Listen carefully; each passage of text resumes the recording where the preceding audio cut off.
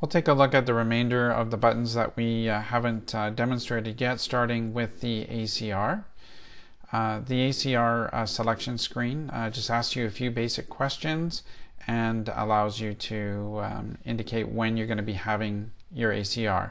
So first of all, is it going to be on a parade night? In this case, I'll say yes, and it's going to be at my Core Squadron location, and this is a Tuesday unit, so it defaults to that.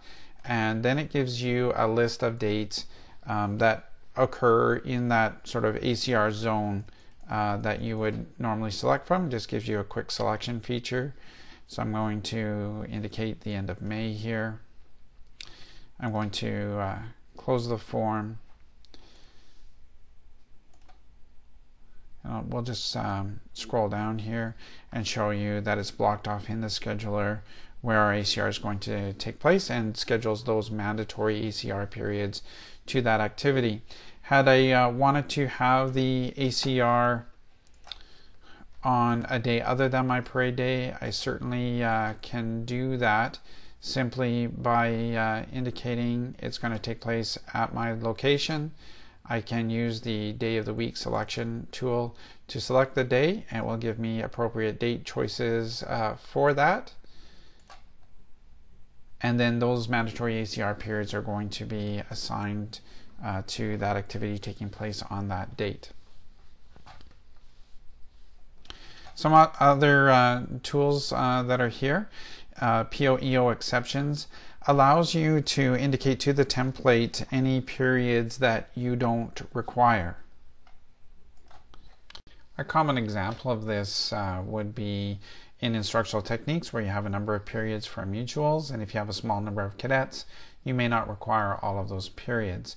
So use the level or phase to select the appropriate training year that you need to do the exception for, and then the PO EO screen or drop down, to select which class you need to create the exception for. Here's my 409 instructional techniques with the mutual periods. I just don't need this last period because of the small number of cadets, and indicate the reason why I need to make the exception.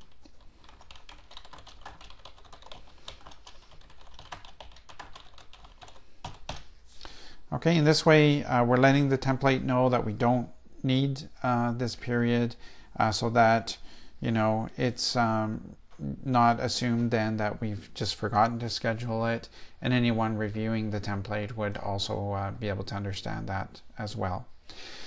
So basically you are able to park an EO and it won't show up as an error in the verification report. In the optional training period wizard, you can create optional periods, and in our advanced features video in the next video, we'll show you another way of doing that too, but just to demonstrate this screen to you, you can create optional periods here on the left hand side of really anything that you need to create.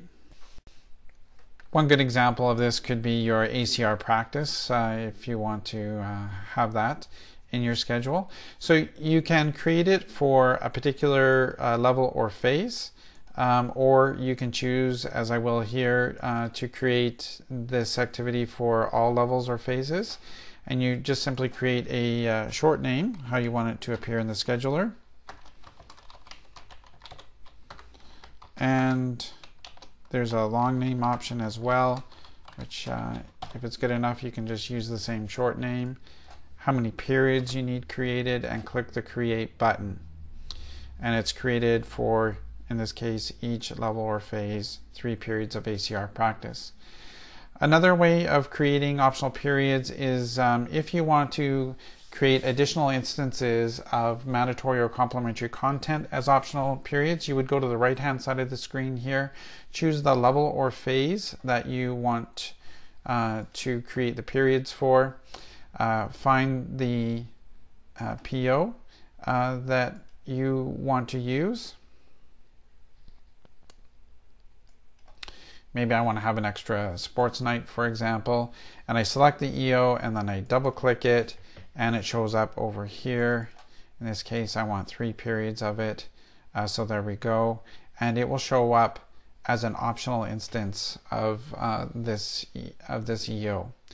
Once we're done, we click the close wizard, and those optional periods that we created are available now in the PO filter to be scheduled under the PO name OPT. I click that, and here's all my different optional periods.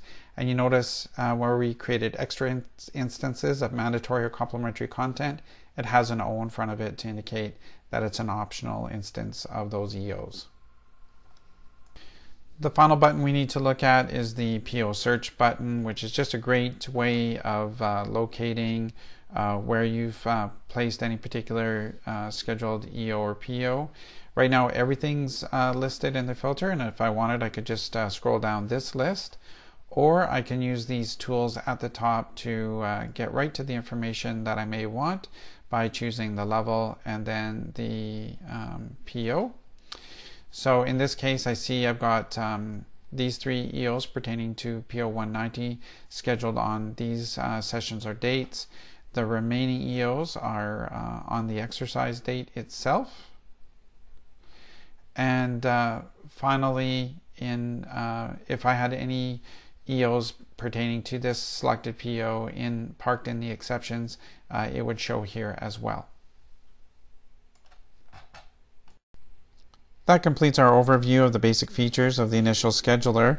At this time, we're going to go off camera to complete the scheduling for all the training levels and phases for the entire year. In our next video, we're going to come back and take a look at the advanced features of the Initial Scheduler.